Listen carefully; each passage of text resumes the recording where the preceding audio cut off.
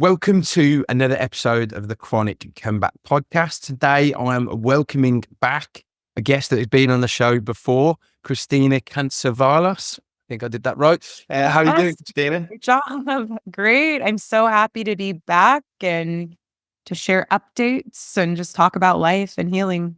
Yeah, definitely. I think we kind of like catch up a little bit on WhatsApp and Instagram, and our what we're prepared to try for our health seems to overlap quite a lot. So there's probably some interesting stuff there. I think what would be good to do is because some people might not have watched your first episode, if you could just give us the cliff notes of like the story up until last time, and then I know you've got some interesting updates. I think just before we started recording, you said healing isn't linear, and I think your story is definitely proving that.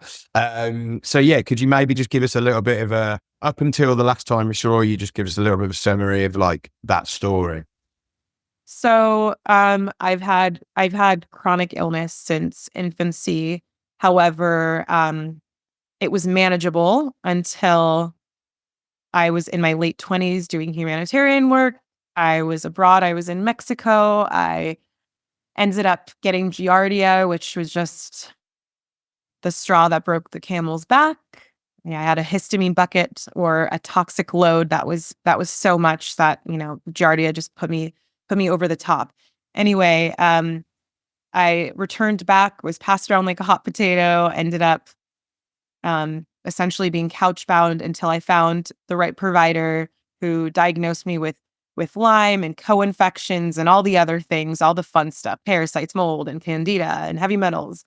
And that's really, even though I would consider myself healthy and holistic up until that point, I really think that is when my healing journey truly began. And I did all of the things to heal, from neural retraining to IV therapy, to psychotherapy, to taking various supplements, red light therapy, saunas, keeping my detox pathways open, killing, binding, sweating. And eventually I got to the point where I was no longer couch bound, depending on my mom to give me baths and take me places. I was able to gain my independence again. I moved out of a moldy home. That was part of the reason I got so sick. And I moved into the desert, and my life completely changed. And I became the therapist and provider I wish I had when I was really sick. So I'm now a holistic, chronic illness, Lyme literate psychotherapist who specializes in all of this and gets to witness people move through it and heal. And I get to guide them. It's like the best. It's truly the best, most rewarding, privileged job ever. I'm just so grateful. And I think that was kind of a summary of like when we last spoke. Summary. Great summary. I tried. There's a little more to it than that, but yeah, you guys get the gist of it. Yeah.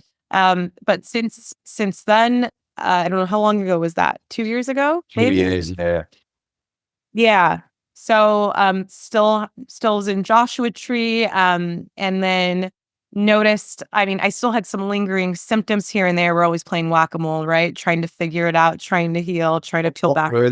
What were the symptoms? Because I think I'm sorry to interrupt you, just because No. I feel like sometimes when people have come on the show, they've had these overnight recoveries, which like are inspiring to hear about, but sometimes they're not as relatable. And then you get other people who, sounds like yourself, and with me as well, where you get to a certain percentage, and then then you're just like up and down a bit, and you still got like residual symptoms. What were those symptoms? So when I got really sick, right, the fatigue was horrendous, fainting, sun sensitivity, food sensitivities. I was down to 20 safe foods I could eat without having my EpiPen, clenching my EpiPen at all times, couldn't be around anyone scented, multiple chemical sensitivity. There's so much more, just like very, very allergic to the world, or so it seemed. So fatigue, brain fog, my sleeping patterns were really strange throughout my healing my healing journey. And that was one of the big ones of why I decided, it was time to do a parasite cleanse, which usually I would do 1 to 2 times a year. That's what's recommended because we're constantly being exposed to them in the world. Even if you don't eat sushi, there you can get it from all kinds of things if you have a dog in the home. So there's just a lot of risks we're constantly taking. And anyway, it had been a while since I did a parasite cleanse, and I knew that this might help with the insomnia I was facing. That was one of the lingering symptoms.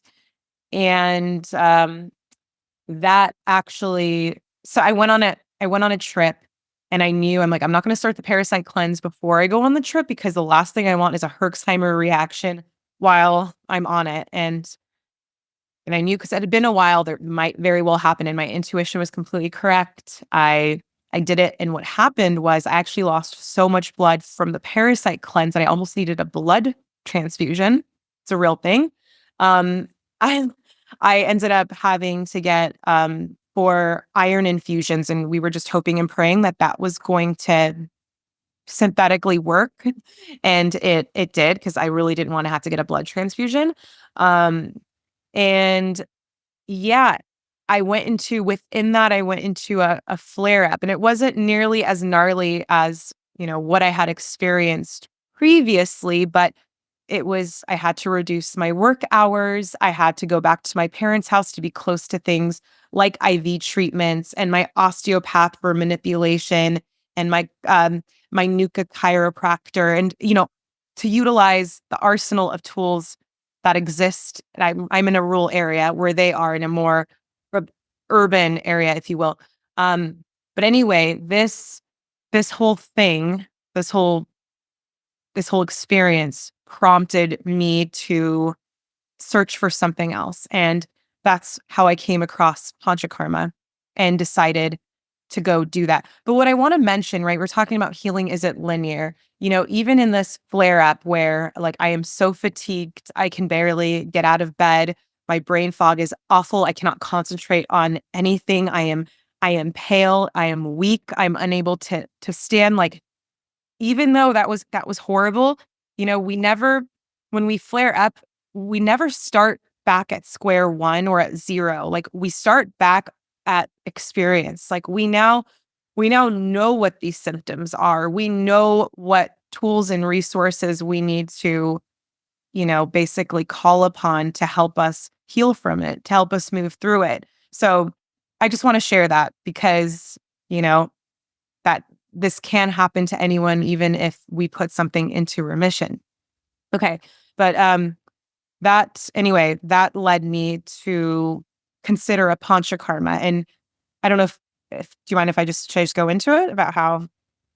Yeah, no, totally. I think actually maybe it might be, so just now I'm hijacking your story, but I did one of anyone who's listened to me on this whole thing, like, they'll know I've done so many different things. One of the weirdest and wonderful things, not so wonderful things I did was a Panchakarma, and I've never actually, I think I met one person, but she did it in like this 5-star resort, and it sounded amazing. Whereas I did it in the middle of nowhere in India, and it was not amazing. And was really, really quite challenging in many ways. But then Christina, we were messaging, and I think you were saying, you were going to Sri Lanka, you were going to different places, and then you were like, I'm doing this thing, you won't have heard of it, or something to that effect. I think that I wouldn't have heard of it. And you were like, Panchakarma. And I was like, no way. Yeah, that's what I did. So I'll hand it back to you, and you can talk through. You're definitely better qualified to say what it is, because I don't think, I think I just went and did it out of desperation more than anything. Oh yeah, it's a special thing. Oh, it's funny is because we were gonna focus on our plant medicine experiences, and it's uncanny how many similar things you and I have done. So it shouldn't have been a surprise that you had done a Panchakarma, but it's very rare that anyone even knows what that means or what that is. So yeah, when we were trying to figure out a date, I'm like, actually, I can't meet up because I have terrible Wi-Fi and where I'll be, and I'm doing a Panchakarma. And I was like, okay, yeah. It makes sense. Done it. Anyway, a Panchakarma is essentially an Ayurvedic detox retreat center, or they would call it a hospital, an Ayurvedic hospital. And what I should mention is I had first heard of a Panchakarma through, I'd started this like gluten-free San Diego group many years ago, and this woman attended one time.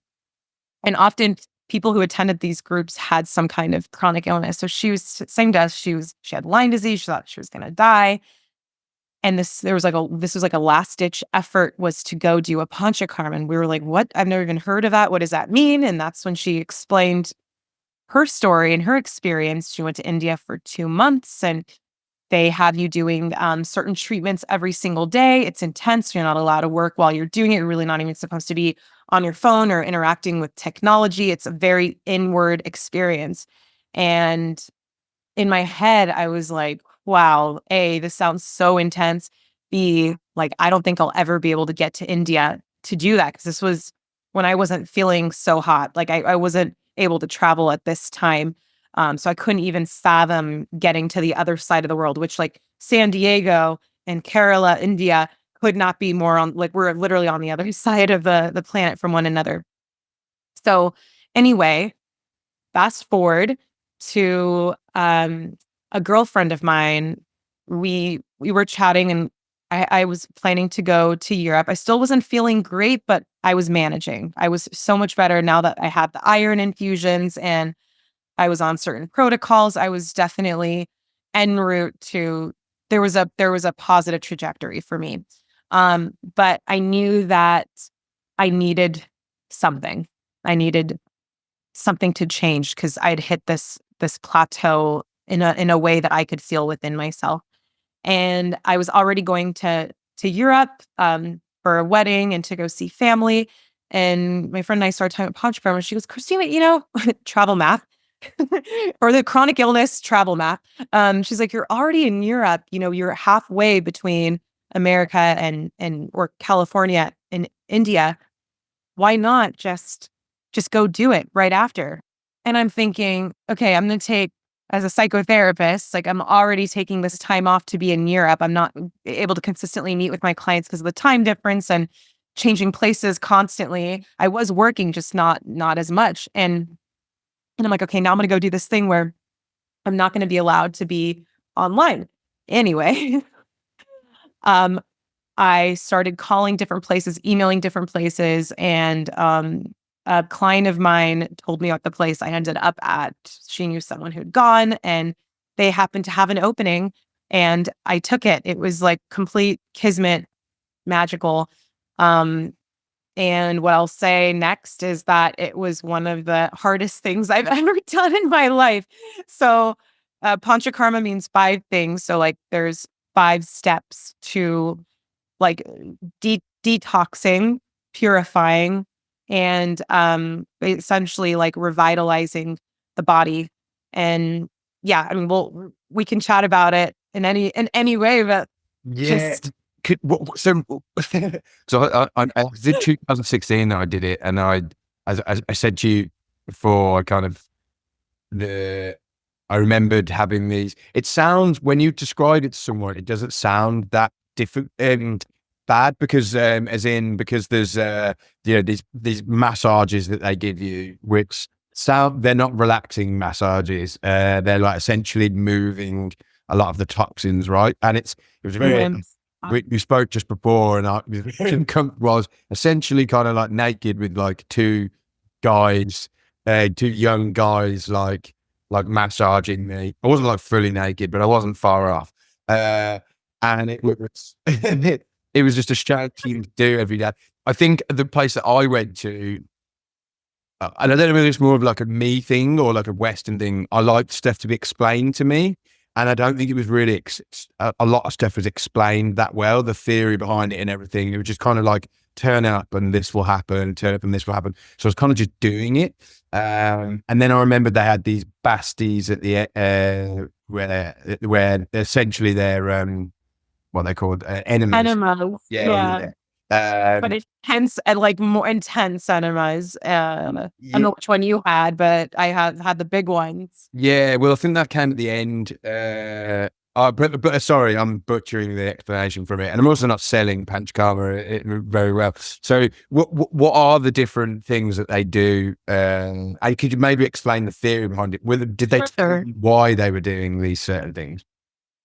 Yeah, Sure. So we have to remember this is a 5,000-year-old medicine, right? It's kind of like um, traditional Chinese medicine in that regard. This has been done for a very long time. And to put in perspective, royalty in Kerala, because they gave me a book on Ayurvedic medicine, and so I got to read about the history a little bit.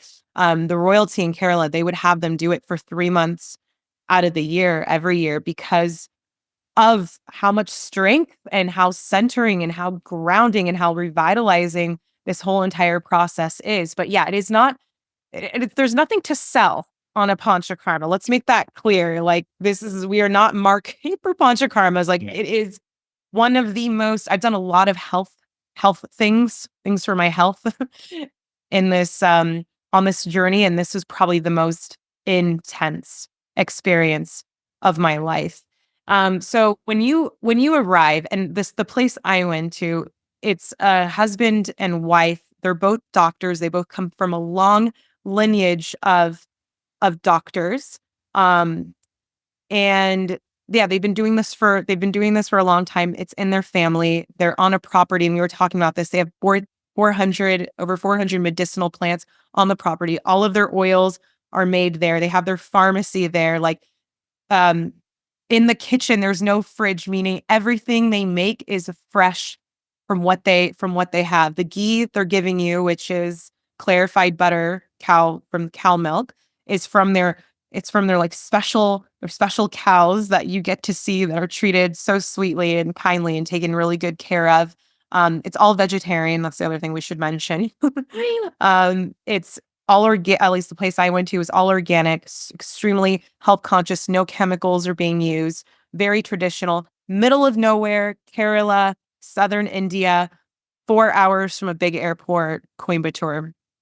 So Panchakarma, like it's different than just Ayurvedic medicine. People are like, why don't you just go see an Ayurvedic specialist? Like, again, this is like an intense detox program meant to put whatever you have going on symptom-wise into remission by cleansing and purifying the body of any ama, which means toxins. So upon arrival, you have a consultation with the doctor, and for me, it was wild to write down all of my symptoms. Like I have 63 ongoing symptoms at any given day, which was like, and when I first consulted with him, that was really important because I'd heard other people in Panchakarmas that they don't explain what's happening when it's happening.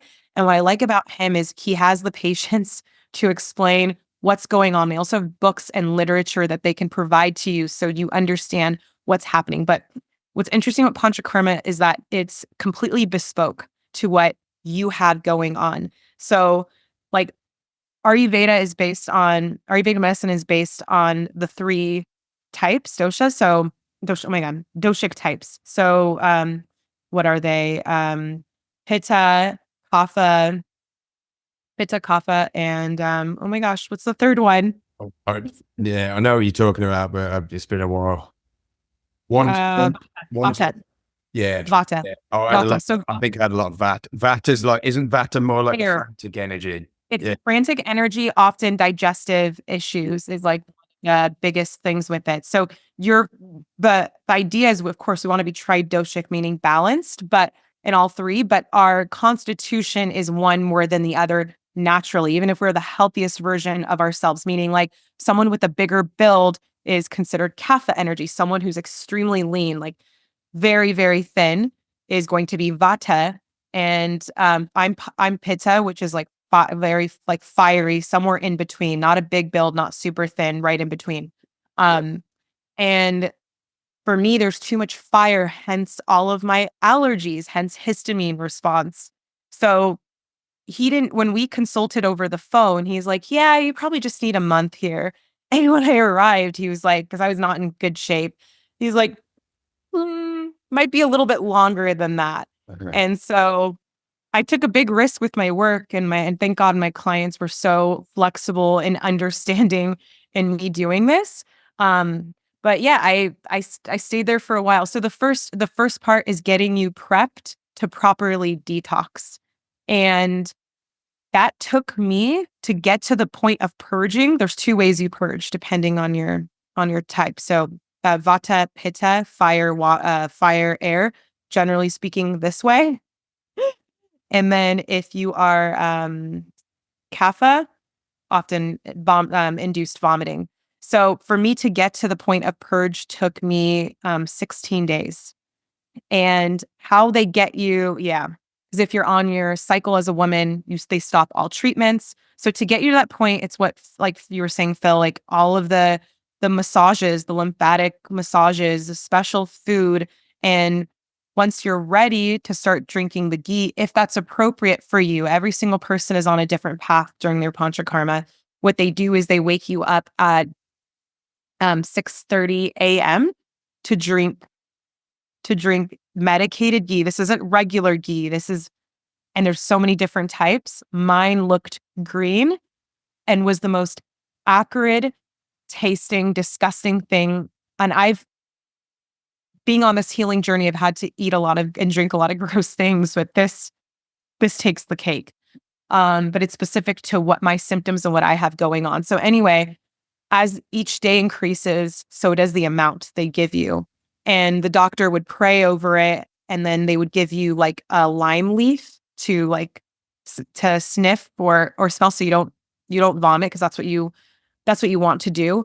And you can't really drink anything or do anything right after, because you will end up vomiting it. So that was the hardest part, because ideally you make it to I think it's 7 days, and I made it to 5 because I actually my blood pressure started dropping. I almost ended up, at one point we were scared, I almost ended up in a Western hospital because my blood pressure was dropping so significantly. And they at one point couldn't find my heart rate. It was really scary, but good for them. They have some kind of medicine for everything, including that.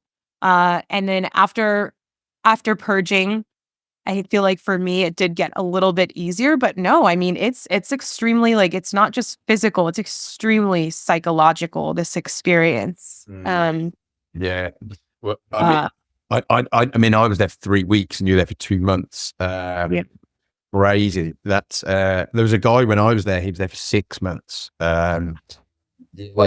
Oh, He seemed to be he just seemed to be, this old guy, retired. So he's obviously I think just really trying to help his health. But he kind of seemed in the groove a little bit. But yeah, it seems different. Yeah, the ghee thing, I can't really remember that kind of thing happening. you would not forget that, Phil. Trust me, you will refer that's in my nightmares. But what no, the things we do for our health. Yeah, and so at the end of it, how did you feel at that point? How have you felt since? And maybe talk a little bit about, I know you've talked about revisiting. Yeah. So one of the treatments they did is this eye treatment where they put ghee. They love ghee, but I did that. you did. So you know what that feels like. Yeah, that was weird. God, that's weird. I can't even specifically remember it, but I remember.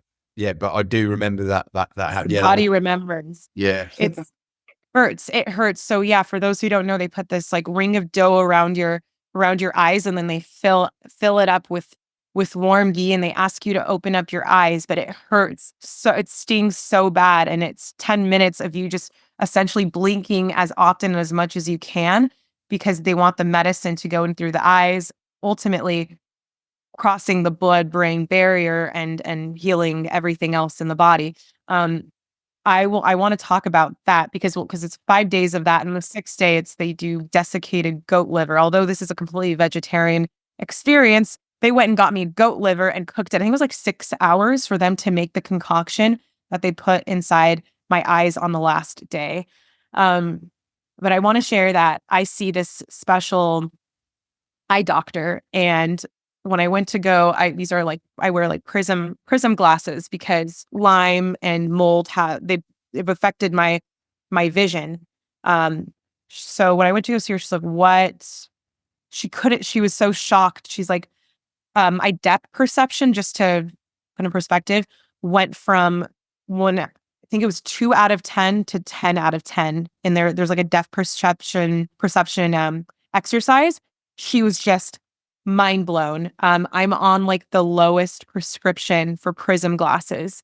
And the only thing I did was the Panchakarma in this experience. So I've read it has healed night blindness. And a lot of people will say they need a weaker prescription after doing it. So there's that. And then, just witnessing the people, like I was saying earlier, that I've met or heard about who thought they were going to die and did this and like have their life back. And I will have to return back a couple of more times based on what the doctor's recommending, just based on my symptoms. Like this isn't like it's not an overnight thing. I wish it was. We'd all be doing it, I suppose. We have to go back to India for 2 more years to finish this off. And then it's recommended every 3 years after that. And this was confirmed by a medical Vedic astrologer I saw while I was there, who, without talking to the doctor, said, I asked him, I go, what do you recommend because he's an actual Ayurvedic doctor as well. And he's like, probably 3 times and then 3 years after that. I'm like, wow. Okay, that's odd and amazing at the same time. So how am I feeling? I feel, so what I will say this, like I feel brighter. I feel lighter. That's the one thing people notice when they see me. They're like, your eyes are so bright. Like you see, like they'll say you seem purified, or a couple of people who didn't even know I went and did this were like, something looks different about you. I don't know what it is. But I feel like I have more stamina, more energy. I feel a lot more grounded. I feel slower, and that's in like a good way, because that fire pitta energy has us like going all the time.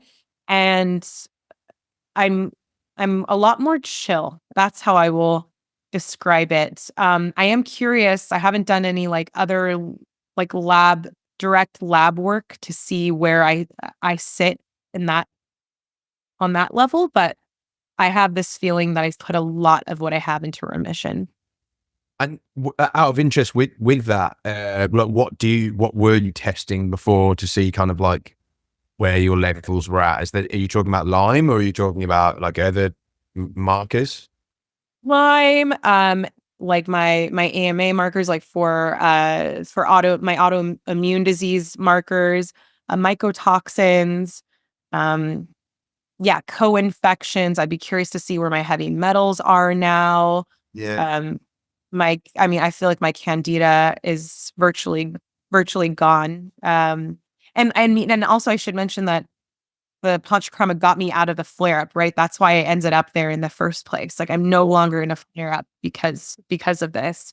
But yeah, I just any of those markers. My vitamin, it's the one thing they did test before I left because I was curious, and that was 2 months. That 2-month period, I wanted to see my vitamin D levels and I wanted to see my iron levels, because here I am on an 100% vegetarian diet minus the desiccated liver in my eyes, But I'm been on this vegetarian diet. Where's my iron going to be? And it was actually higher than when I last checked.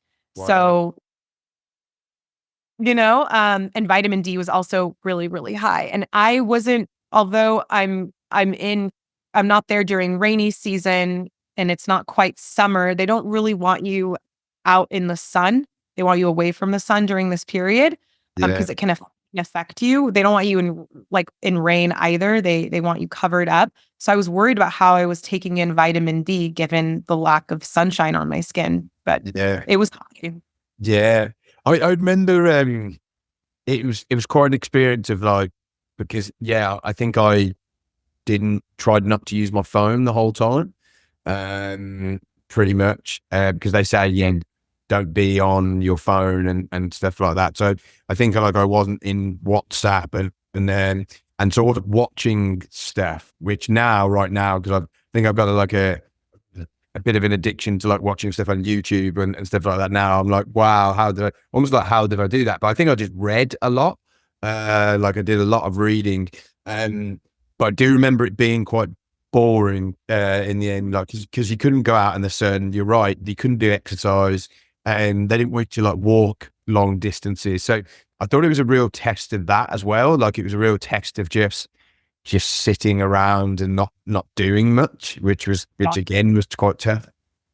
Yes. Yeah. Yeah. That's what I mean by it's just as psychological as it is physiological, because it really forces you to be present with yourself, which can be quite uncomfortable. And for me, I found solace in going to the local Hindu temple once someone showed me the ropes to go, to go and get my blessings every single day. That was like my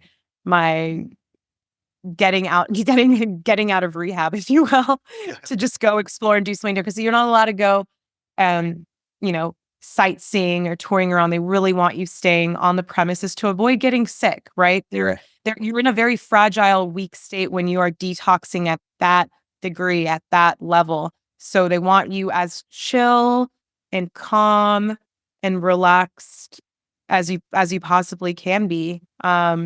So yeah, me too, lots of reading. And I brought a paint set with me. So painting saved me during that time. Yeah. There was a guy on there, and because they say don't go out of the area, definitely don't eat any food that hasn't been prepared by us. And I'm thinking, okay, I am going to follow those rules because I paid money to be here and taken time here, but I don't really believe it would be that bad. But this one guy like went for a wander, and he had like a bag of, I call them crisp, but you guys call them bag of chips. He was sick for like 2 days, like he was in such a bad way. And I was like, whoa, I can't believe, like, just shows how like kind of like cleansed we were at that point, that can have so much of an impact, like, because it was so like obviously processed and like food and whatever. So yeah, it was pretty crazy. Well, that's really interesting, because I was wondering, like, why are they so, I mean, like, it can't be that bad. Why are they so strict about this? And one morning I asked the doctor, I'm like, hey, he asked how I was doing. Hi, how are you doing? And he's like, oh, I was up most of the night with the patient. And I'm like, what happened? He's like, well, it was these two friends that came there together from Russia. I guess they snuck off to a convenience store and purchased some crisps and I think fruit and I don't know what else. And they were just vomiting all night long, he said. And it's just wild that it would affect you that strongly. Like you would have such an intense reaction to that. And that's why they say, like, afterwards to be really careful about what you take in, what you consume, because you can have this adverse reaction. They say to basically pretend you're still in a Panchakarma for as long as you were there. So 3 weeks. I know. It's like integral. Yeah. I remember trying to do that. So what so you've now got you're going to try and go back once a year for the next 2 years for 2 months, right? Not for 2 months. I think I think 5 weeks this time. Like that was, but like it was okay for this first time, but no, I think I realized, like, I remember hitting my limit at that 5-week mark, and I'm like, okay, this will be this now that I know I'm, because I just assumed like this is a one-time thing, like let's make it worth it. Yeah. So 5, I'm good, because the thing is, like, the month is solid for like a typical Panchakarma stay, but if you want to do the eye treatment, that's an additional week. So I personally want that done each time, given how good my eyes fared with that, or how well my eyes fared with that. Yeah.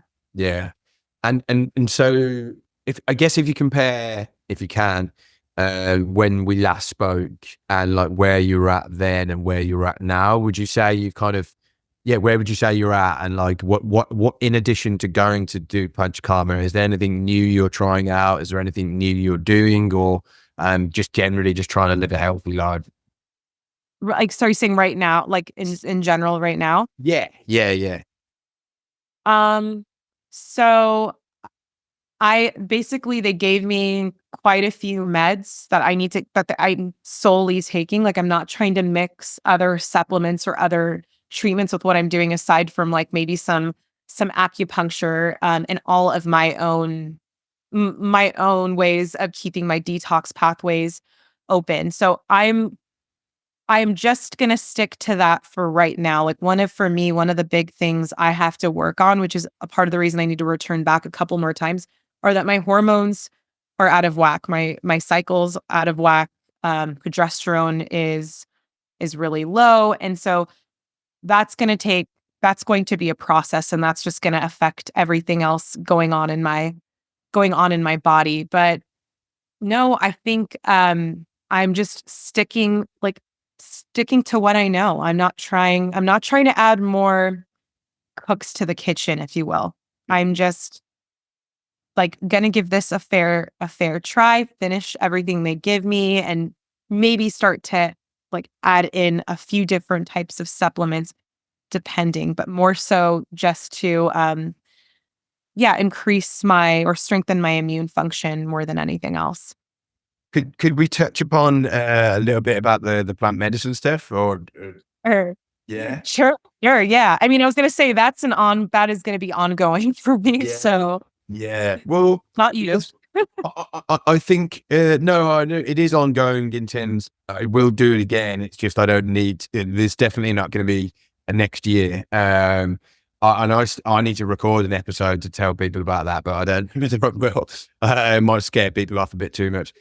I think when I first started doing plant medicine, it was to heal me physically. Like I'm going to try this so it can feel me physically, just like we did the Panchakarma, whereas when I've done it recently, that's not been the intention at all. It's more just to understand more about myself and to just improve myself as a person, which ultimately then will increase my overall happiness, which will then have an impact on my health, I imagine. So for you, could you talk a little bit about kind of like what plant medicine does for you? When we talk about plant medicine, are you talking, which plant medicines are you talking about? Yeah. I've been definition of plant medicine can be anything. That's a plant that's helpful, medicinal, right? Psychedelic. Psychedelics, yeah. For me, like mushrooms, and I think we spoke about this a little bit when we first interviewed me, and the big realization I had with the mushrooms was that I was holding a lot of the world's weight on my shoulders, and I was able to like remove that off me, and it was huge and wonderful for my mind, my body, a great shift, improvement in my health after doing a big ceremony. However, I'd been called to ayahuasca for quite some time. I was just scared. I was so scared of it. I had heard horror stories and the GI issues people speak of, and how I was worried more so with my mast cell, my history of histamine response. Anyway, I got to the point where I knew that was like a next step in my healing journey, because it is wonderful for getting to the bottom of dis-ease in the body, in the mind, in the spirit, in the energies. So I found a couple here who was willing to sit with me my first time and just give me a microdose of it, like a quarter cup, and just see how I responded. Because God forbid I needed to go to the hospital, I would have easy access because I'm in the area. Anyway, I not only did well with the quarter, they're like, "Okay, it's time to take the full cup." And I had like a meltdown. I'm like, I'm so scared. Like, I don't know what's going to happen. And they're like, "We're here." They're so nice. They're the best. For at that moment, for what I was going through, I took the full cup and I had a night of my life. Let me tell you, like in terms of what came out, what I processed. And I did not have any GI issues. I want to make that clear. And all the times we were talking about sitting with ayahuasca, and all the times I've sat with it, I've never had GI issues. And people just assume you're vomiting all night or in the toilet all night. That's actually not the case. That's 60. I think the statistic is 60% in one of the studies. I had read because I was curious about it. I'd never been more comfortable in my body in my life. Like I was introduced to myself on a soul level. I was able to understand my parents from this point of like sheer compassion and love and like all the traumas I underwent and faced, whereas, how it all happened for me and not to me. And there's so much more to it than that. And we would need like 15 episodes to really process just my first experience alone. But I want to share that I truly felt like a phoenix rising from the ashes. I felt amazing. Like I felt like I truly returned back to myself. And that prepared me for like a bigger sitting in Costa Rica the next month. Like now I felt safe enough to go sit with it now that I saw how I responded or reacted. And for Costa Rica, like I was still a little bit nervous. Like I went and got an IV when I landed in San Jose just to make sure like I was prepped, because I'm like, okay, maybe I didn't have GI issues at this one. Maybe I will at this other one. And I don't know how that's going to affect my chronic illness and so forth. And there I sat 3 nights, and it's so, I don't even know where to start, but the 2 things I will share is that before going there, I had extreme heavy metal toxicity and very high levels of lead poisoning. And one of the nights, this is going to sound weird and wacky because that's what plant medicine can be sometimes, but I had this Egyptian figure come to me and like remove metal discs out of my body 2 nights in a row. And then I had brain surgery done.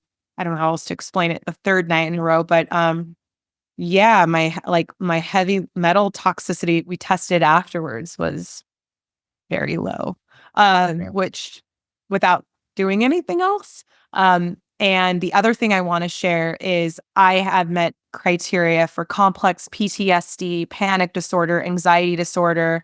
And after sitting with ayahuasca all of these times, I do not meet criteria for any of those things anymore.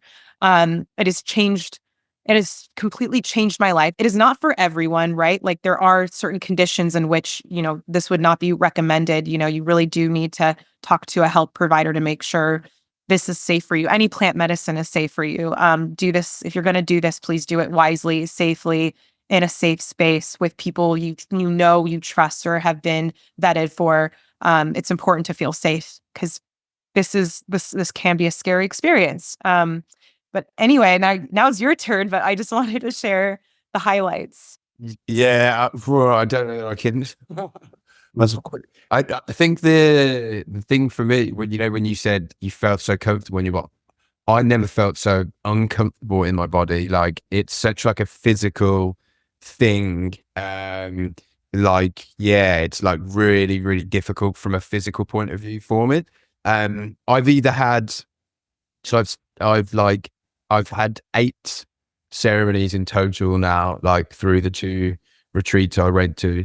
And I've had a mix of feeling the most connected I've ever felt to anything in my whole life, and feeling unbelievable unconditional love and all of that kind of stuff, and a lot of like really huge realizations about myself, and like the way I am with myself and other people, so super insightful. And I actually have a 10-minute voice note that I kind of put together after the retreat that I was listening to every day. I need to start re-listening to that as well, but just really amazing lessons. But then on the flip side of that, just some of the scariest things I've ever experienced in my whole life. I'll maybe do an episode about it, but on the final, I think one of my biggest fears about going and doing ayahuasca is the thought that, because there's a very small percent, I think you just said, there's a very small percentage of people who shouldn't do ayahuasca because they might be schizophrenic or something like that, and they end up having a psychotic episode. And I thought that's what was happening to me on my final ceremony. I had to I had to leave the circle, and I went outside, and honestly, it's a really, really long story. But I basically I was faced with my like three biggest fears. Like one, going totally insane through this experience. Two was like losing my body's ability to like, because I felt it's gonna sound really weird. I lost my vision. Not like totally, not, it wasn't like black, but it was like everything was completely fuzzy. I couldn't really see. And all of a lot. I'm definitely not selling ayahuasca right now. I There's don't think you can also really sell ayahuasca. no. But I started to, I think through all this health stuff, one of my deepest fears is like my body's losing my like body's function. And that was starting to happen. And then the final horrific like thing was just like, I was convinced I was dying, like fully convinced I was dying, to the point of, I thought that they had told everyone in there that I was dying, and that the shamans, the maestras, they were saving me. And I went through this period of like 5 hours of accepting it, fighting it, accepting it, fighting it, until eventually I just had to kind of like accept it, and essentially kind of died.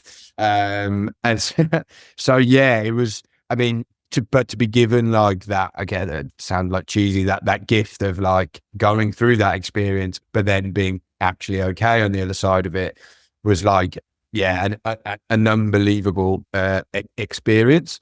I feel like I've been, whenever I've gone and done stuff like this, I have like a really nice experience, but then it's coupled with like a really, really challenging experience. So I know that it's something I will do again, but I don't need to do it next year, or it's not. I didn't do it anytime soon. Yeah, I mean, and so in my work, I get to do integration work with clients who sit with medicine, and I'm of the belief that there's no such thing as a bad trip. Like it's what surface. So like, I wonder if those, like, your biggest fears were surface for you to face them and know like you literally survived your biggest fears. Like, that's incredible. No, 100%. I mean, after the third ceremony, I'd had, basically they kind of, it's a bit of an arc at this retreat. You start like on quite like an acceptable dose, so it's not like a huge experience. Then the second one, you go up, and I had like a pretty big experience that night. And then on the third one, that's the night you're really meant to push it, because on the fourth one, you know, they don't want, ideally they kind of want you kind of like leaving in less of a, you know, all over the place state. But so everyone kind of pushed it on the third one, but because I'd had a big experience on my second one, I was like, oh, I'm just going to stick the same. And then I kind of just didn't really have much of a big experience. And then other people were like, oh, you know, this happened. So I was like, well, I'm here, I might as well just go for it. And although it was the worst, you know, you said no such thing as a bad trip, I'm still going to say it was worse in the sense of horrific. It was hard. It was challenging. Yeah, Yeah. you had a challenging experience. Yeah. It was my most powerful, and it was the thing that I'm glad it happened. And I think going through something like that as well, it really does, you know, the whole thing about putting yourself out of your comfort zone, it just makes you realize what you're actually capable of going through. Exactly. I think, you know, it's kind of akin to healing from chronic illness, right? If you think about it, it's like, it's that post-traumatic growth that you experience. You're like, wow, I'm so much stronger than I could have ever fathomed or imagined. And what I want to say is that first time I sat with it, I was so comfortable in my body. Those other times I was not comfortable in my body. I was profusely sweating, shaking. And I have to tell one story of how much I cried. I actually got kicked out of the circle because I was crying so loudly. And they brought me outside. And I remember I'm like, oh, I need to go pee. I need to use the restroom. And I came back, and I'm, you know, you're kind of wobbly. Oh, really? Everything's so off. And I get to the ground, and I grab my blanket, and it is soaking. It's warm and it's soaking wet. And I'm like, oh my God, they have dogs. And the dog came and peed on my blanket. And I think I asked, I go, where are the dogs? They're like, the dogs are inside. They're not out here with us. And I realized that heavy, wet, warm blanket those were my tears. That it's all dis-ease. Like, you may not purge in the sense of vomiting or diarrhea, but you can purge in other ways. And crying is one of them. So I really feel like I personally detox, dislodge, whatever you want to call it, got out so much dis-ease from my body. Yeah. But I was holding it. Even at some point, what you're crying about, it's just coming out. Yeah. Yeah, it's it's an unbelievable thing, but I do think it's important to stress that, like, when you said it's not right for everyone, I think it's more that everyone doesn't need to do it. I think that's what I like feel like. It's not like this thing, and I feel like I know people that I don't think they get much from it, and that's not coming from the way of like I'm more. It's more that they actually don't need it. They're totally content in certain areas of their lives. They're like, or they've got a different way to kind of get to that point than doing this. So I do think, if you're listening to this and thinking, oh God, now I've got to go to the middle of the jungle to take ayahuasca, definitely don't. But I think if you're finding yourself curious, if being curious and typing into YouTube ayahuasca retreats, then that's probably a bit of a sign that maybe at one point it might happen for you. Yeah, it's you definitely, like, without sounding woo woo, like, you definitely feel called to it. Like, it has to be like a true call, urge, like, not that you're being like forced or talked into. Like I said, like, both for Panchakarma and ayahuasca, I don't think there's any marketing that can truly be done. No.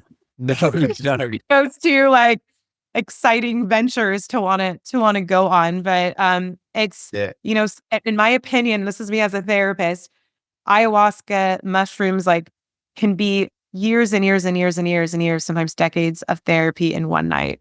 And that, I've heard it and I've witnessed it many times over. So again, it just depends on each person and where they are and what they need, what would be helpful for them, what is in alignment. What makes totally. I mean, we could do a whole series on this kind of stuff. But look, thanks so much for coming on and sharing an update. I have zero doubt that we will be here in 2 years' time, doing another episode. Actually, that would be great if you can make sure to come back on, after your second time, because it will be this time in 2 years. You will have done 2 more. 3, yeah, so 3 exactly. Yeah, so you'll be perfect timing. Yeah. Let's send me a calendar invite or something, or I'll send you a calendar invite after this, and like let's make sure we make one, and then we'll do another one, and I think that would be like really cool to kind of see where you're at with that, and God, 2 years is a long time, isn't it? Like, if you think about like everything, it's not. It goes by like that. I don't know. That's true. But in terms of the stuff that can happen. Oh yeah. I'm a different, even from 2 years ago, I was thinking like, I'm a different person than when we last met on so many levels, which is wonderful. Like, may we all continue to heal and evolve and feel better and raise the consciousness. Totally. And so, as always, if people wanted to reach out to you, ask you any questions, I'm assuming that's okay. That's fine. That's the way. Is it just best on? Are you active on Instagram at the moment, or is it best to email you? Or oh yeah, I'm active on Instagram right now. I can be found 2 different ways. So Begin Within Today, that's my psychotherapy page, and that's just beginwithintoday.com or at beginwithintoday. Also, I have a health conscious, gluten-free travel and lifestyle publication called Buen Camino, but that's spelled BUENQAMINO, Buen Camino, and that's at Buen Camino or buencamino.com. Nice. And then, what was the name of the place you did go to in Panchakarma, just in case anyone it's called Aditya, ADITYA. And also, if anyone's interested with sitting with medicine, I went to Farm of Life in Costa Rica. Okay. And you went to Soltara, yeah, Yeah, Soltara. yeah. And if you could maybe send a link to it to me, and then I'll just Sure. share it. I'm always like when I'm on podcast, and then the person doesn't put a link to it, it kind of annoys me. So I better follow up on yeah, on that. Yeah. Cool. Look, thanks so much again for coming on. Really appreciate it. Like I do think these kind of it's really important to. Now the podcast has been going long enough, I can do these second episodes. I think it's really cool to see like the progression and whatnot. So I really appreciate it. Yeah, I love it. It's like, where are they at now? You know, Right. because things do shift, things do change. Thank you. It's always, it's always an honor to meet with you. I love your podcast so much. It's amazing to be featured on it. Thank you, thank you, thank you. And to all who are listening, you can heal. 100%.